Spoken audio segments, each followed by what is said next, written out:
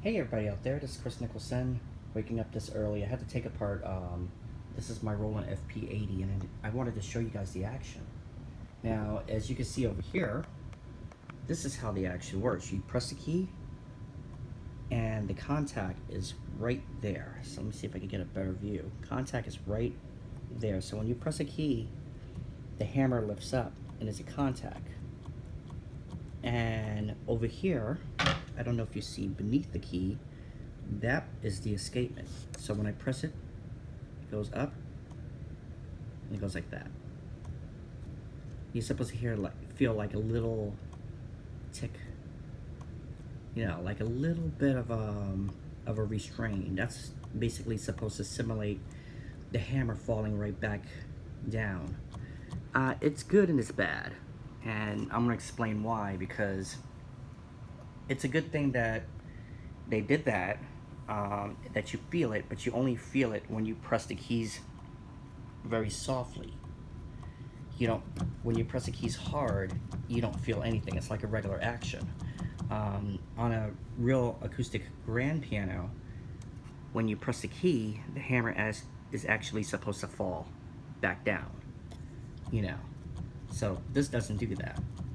And they added that little feature right over here, which is more expensive, which is just a little piece of plastic. But let me stop complaining because this is such a great keyboard. I opened it because there was something loose in there, and these two screws were at the speakers, so it was like a buzzing noise. I was like, okay, speaker's not cracked. But one thing I love about this action is that you get an ivory feel. On the P515, you get an ebony and ivory feel. But this, and also you get basically wooden side and keys. But this, you get such a beautiful ivory feel. The action on this is a lot snappier. Very snappy. Very, very fast. So next time I go to the swap shop and play with the band, I'm gonna try this one out. I do say that both of them are heavy keyboards, the P515 and the FP-80, but and then both of them have really good piano sounds. Like the P515 has a Bösendorfer piano sound if you want to play some soft music, and it has a Yamaha CFX.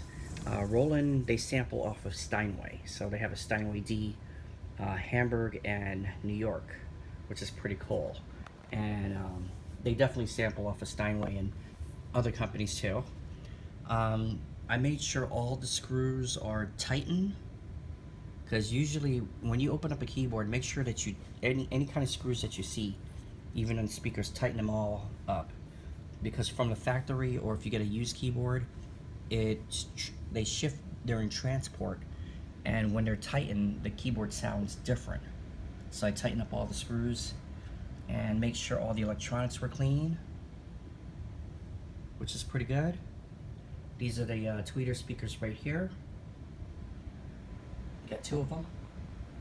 And these little speakers, I'm very, very surprised of the big sound that it makes out of it.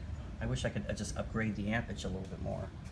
But as in the action, it's pretty well good. Wish I could get underneath there and clean, but it's not bad at all. It's not bad at all. A Roland keyboard you do not want to leave, or any keyboard, especially a Roland keyboard, you do not want to leave inside of your car. And the reason of that is because these ABS plastics, they may be strong, but they've been using these for years.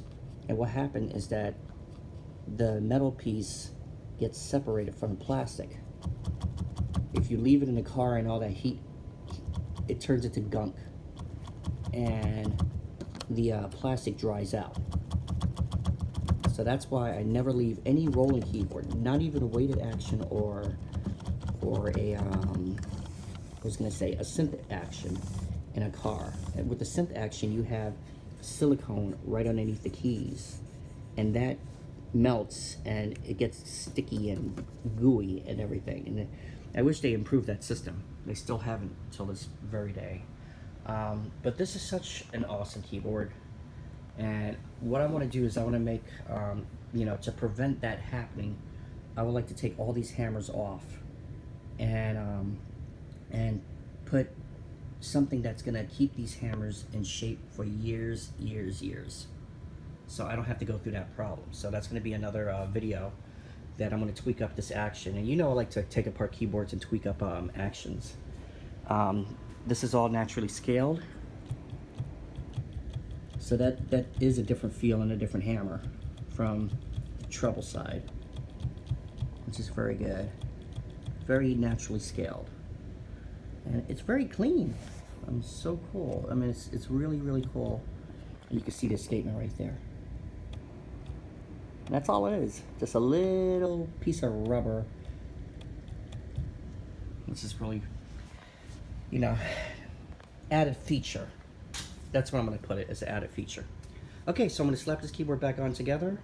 And in a future video, I will make a whole review on this beautiful Roland FP-80. And you won't believe it, I got this for free.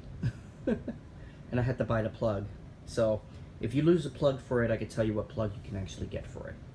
All right, so I'll be seeing you. Bye-bye.